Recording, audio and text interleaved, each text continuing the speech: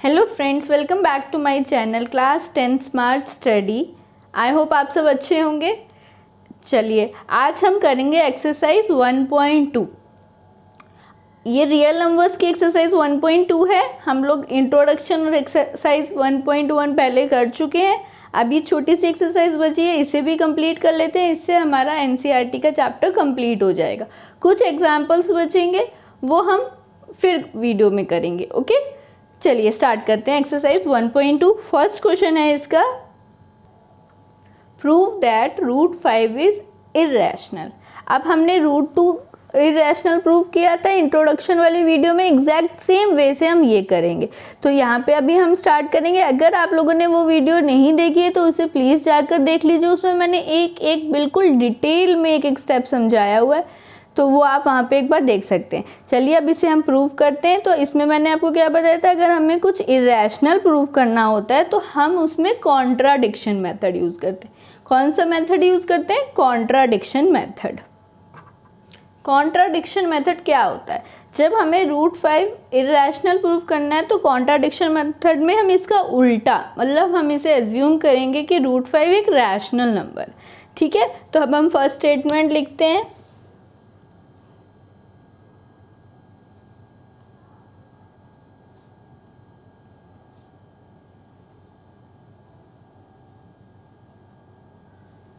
First statement हुआ हमारा, late root 5 B rational. अब अगर रूट 5 हमारा रैशनल है तो हम इसे p/q की फॉर्म में रिप्रेजेंट कर सकते हैं। p/q ले लो, चाहे a/b ले लो, चाहे कोई भी आप, हम कुछ भी ले सकते हैं, किसी से भी रिप्रेजेंट कर सकते हैं। ठीक है, फॉर्म p/q ही रहेगा। अब इसकी कंडीशन क्या होती है कि a और b जो नंबर्स हैं ये हैं को प्राइम्स। ठीक है, तो अब हम यहाँ पे लिखेंगे एग्जैक्ट सेम, जैसे मैं आपको बता रही हूँ एग्जैक्ट ऐसे ही आपको पेपर में लिखना होगा और आपको फुल मार्क्स मिलेंगे। अब हम आगे लिखते हैं, A and B are co-primes। co-primes का मतलब क्या हुआ? इनका HCF 1 होगा। HCF क्या होगा? 1। मतलब कोई और फैक्टर 1 के अलावा इनका कॉमन फैक्टर नहीं होगा, सिर्फ 1 ही इनका HCF होगा। ठीक है, और हमारी अगर रैशनल नंबर है तो क्या कंडीशन होती है कि b 0 नहीं हो सकता है। b 0 नहीं हो सकता है। क्यों? अगर ये 0 हो जाएगा तो ये नंबर इन्फिनिटी हो जाएगा, इन्फिनिटी हो जाएगा ना, तो इसलिए ये 0 नहीं हो सकता। ठीक, अब हम क्या करेंगे, b को इस साइड ले जाएंगे। Root 5 b equals to a। ठीक है, अब स्क्वायरिंग बोथ साइड करते हैं। यहाँ पे लिख देंगे हम squaring both sides. Squaring both side करने पे क्या आंसर आएगा हमारे पास? 5b² equals to a²। यही आएगा, बिल्कुल यही आएगा। अब हम इससे पता कर सकते हैं कि जो 5 है इसको a² डिवाइड कर रहा होगा ना। अगर हमारा लेफ्ट साइड पे, इसका मतलब है a² हमारा 5 से डिवाइड हो रहा है। ठीक है, तो अब हम यहाँ पे क्या लिखेंगे? पे हम लिखेंगे 5 divides a² which implies 5 divides a। इसको हम 1 कर देंगे। अगर 5a² को डिवाइड करेगा तो 5a को भी डिवाइड करेगा। यही हुआ ना, ये हमने कौन सी थ्योरम में पढ़ा ना, जल्दी से याद करो, थ्योरम 1.2 में हमने ये पढ़ा था, है ना। ठीक है, अब हम देखो, अगर अब 5a² से करेगा 5a होगा, ये तो आ गया हमें। अब हम करते हैं, अगर हम यहाँ पे अज्यूम कर रहे हैं कि 5 को हम किसी भी कांस्टेंट से मल्टीप्लाई करें तो भी वो a² से डिवाइड होगा ना। क्यों? क्योंकि 5 से हम कुछ भी मल्टीप्लाई कर रहे हैं यहाँ पे, तो वो तो होगा ही उसका फैक्टर। तो इसलिए अब हम इस स्टेटमेंट को इसमें पुट करेंगे। अब हम जब इसको इसमें पुट करेंगे तो क्या आएगा हमारे पास? हमारे पास आएगा 5b² equals to 5c whole square. Whole square कैसे हुआ? क्योंकि हमने 5c को हमने इस पोजीशन पे पढ़ा, ओके ना। ये ए स्क्वायर नहीं होगा, ये ए होगा, ठीक है। अब हम यहाँ पे आते हैं, इसको खोलेंगे तो ये हो जाएगा 25c स्क्वायर 5b स्क्वायर। अब इससे आता है हमारे पास answer b square equals to 5c square.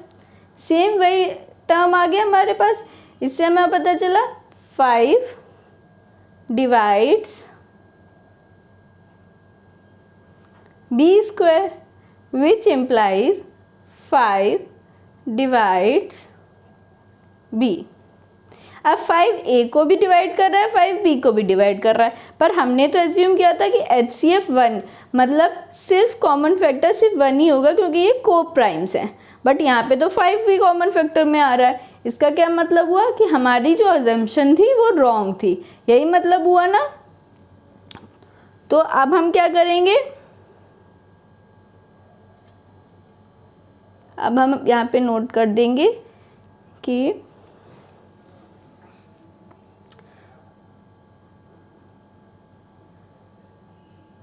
A and B both have common factor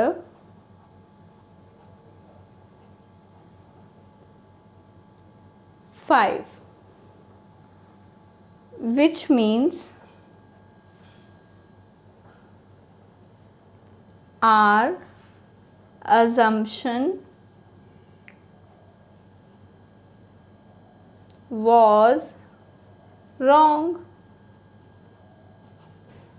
ये मतलब हुआ therefore √5 is irrational।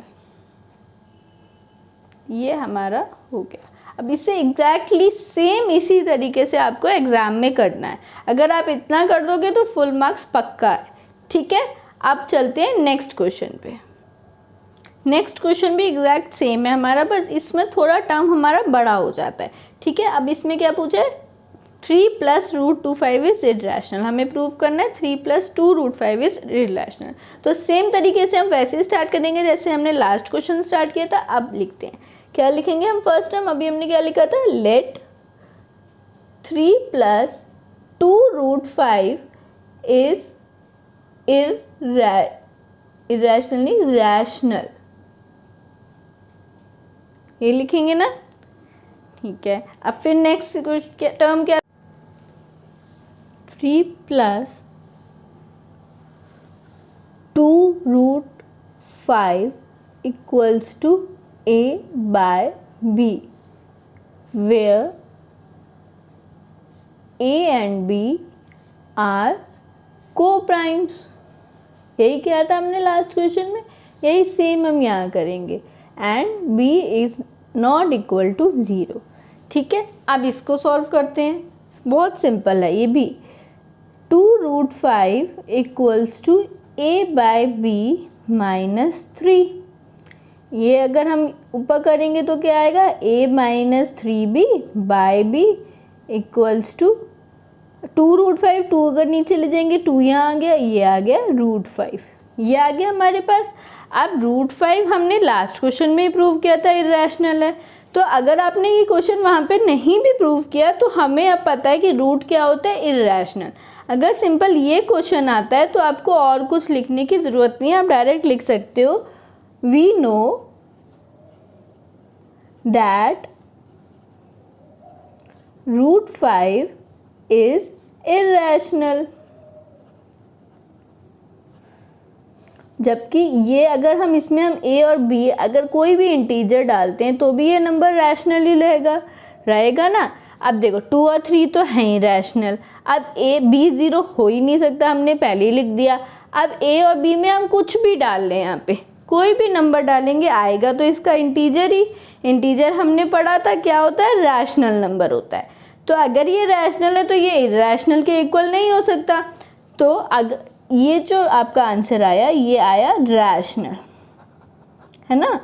तो अगर ये रैशनल है और हमें पता है √5 इररेशनल है, where a minus 3b by 2b is rational, which concludes that LHS is not equal to RHS। यही हुआ ना कि जो LHS है वो RHS के इक्वल नहीं है, which implies our assumption was wrong। यही मतलब हुआ, hence हमने प्रूव कर दिया, hence 3 plus 2 root 5 is irrational। कर दिया प्रूफ। सेम मेथड है, कहीं कुछ चेंजेस नहीं है। जो हमने फर्स्ट क्वेश्चन में किया था वही हम सेकंड क्वेश्चन में कर रहे हैं। अगर हम एक बार मेथड याद कर लोगे कैसे सॉल्व करना है, आप हर क्वेश्चन कर सकते हो, कहीं से भी ले लो, चाहे आप RD शर्मा से ले लो, RS से ले लो, चाहे NCERT से ले लो। एक बार आपको कॉन्सेप्ट समझना है, ठीक है। अब नेक्स्ट क्वेश्चन करते हैं। अब नेक्स्ट क्वेश्चन क्या है हमारे पास, फिर से हमें इरेशनली प्रूव करना है। 3 क्वेश्चंस दिए, अभी जैसे हमने किया था सेम वैसे ही करेंगे। तीनों क्वेश्चन हम साथ में सॉल्व करते हैं, ठीक है। साथ में कैसे सॉल्व करेंगे, देखो फर्स्ट में क्या था, हमने अज्यूम किया कि ये रैशनल है, सब में लिख दो, लेट 1/√2 बी रैशनल, यही हुआ। सेकेंड में हमने क्या किया, फिर लेट 7√5 बी रैशनल। सेम तीनों में हमें वही लिखना है और कुछ चेंजेस नहीं है। यही मेथड है, यही प्रोसेस है जो आपको हर क्वेश्चन में करना है, ठीक है। नेक्स्ट में क्या करेंगे, P/Q। P/Q किया था 1/√2 equals to A/B, 7√5 equals to A/B, 6 + √2 equals to A/B। यही हुआ। पिछले 2 क्वेश्चंस में भी यही किया था, अभी भी हम यही कर रहे हैं, ठीक है। सेम किया ना हमने। अब यहाँ पे आ गया √2 इक्वल्स टू B/A, यही आ गया √2 इक्वल्स टू B/A। यहाँ क्या आएगा, √5 इक्वल्स टू A/7B। इसमें √2 यहीं रहेगा, 6 माइनस हो जाएगा तो A - 6B/6B, sorry A - 6B/B, यही हो जाएगा, कोई चेंज नहीं, ठीक है। अब हम ये पता है हमें √2 is irrational, √5 is irrational, √2 is irrational. ये हमें we know that √2 is irrational. Similarly, √5 is irrational. √2 is irrational.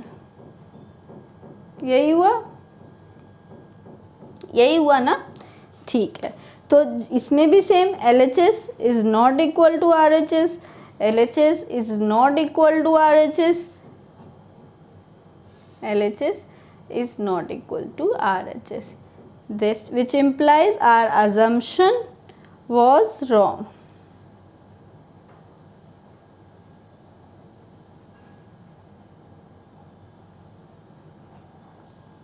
हो गया, our assumption was wrong, therefore सबका लिख देना अपना अपना, इज इरेशनल, ठीक है। हो गया, हमारी एक्सरसाइज कंप्लीट हो गई। यहाँ पे बहुत इजी टॉपिक, आप बस एक बार ये प्रोसेस याद कर लोगे आपको सारे क्वेश्चंस हो जाएंगे। हमें दूसरा क्वेश्चन करने की ज़रूरत ही नहीं है, कोई और कुछ नहीं देखना है, बस ये 3 स्टेप याद रखने। क्या, पहला रैशनल करना है, फिर P/Q करना है, थर्ड में हमें उसकी वो कर देनी इरेशनल। जब हमें पता है कि LHS इक्वल टू RHS नहीं होगा तो हमारा अजम्पशन रॉन्ग था, बस और कुछ नहीं करना, ठीक है। चलो हमारा चैप्टर यहाँ पे ख़त्म होता है, हमारी एक्सरसाइज 1.2 भी हो गई है कंप्लीट। आई होप अब आपको रियल नंबर्स में प्रॉब्लम नहीं होगी। अब कुछ एग्जाम्पल्स और कुछ इम्पॉर्टेंट क्वेश्चंस के लिए मैं एक वीडियो बाद में आपके लिए बना दूंगी, जिसको आपको हेल्पफुल रहेगा एग्ज़ाम पर्पज़ के लिए। अब हम नेक्स्ट चैप्टर के लिए नेक्स्ट वीडियो में मिलेंगे। आई होप आपको मेरा वीडियो पसंद आया होगा। अगर आपको मेरा वीडियो पसंद आता है तो प्लीज़ लाइक और सब्सक्राइब करना मत भूलो। Thank you and have a nice day.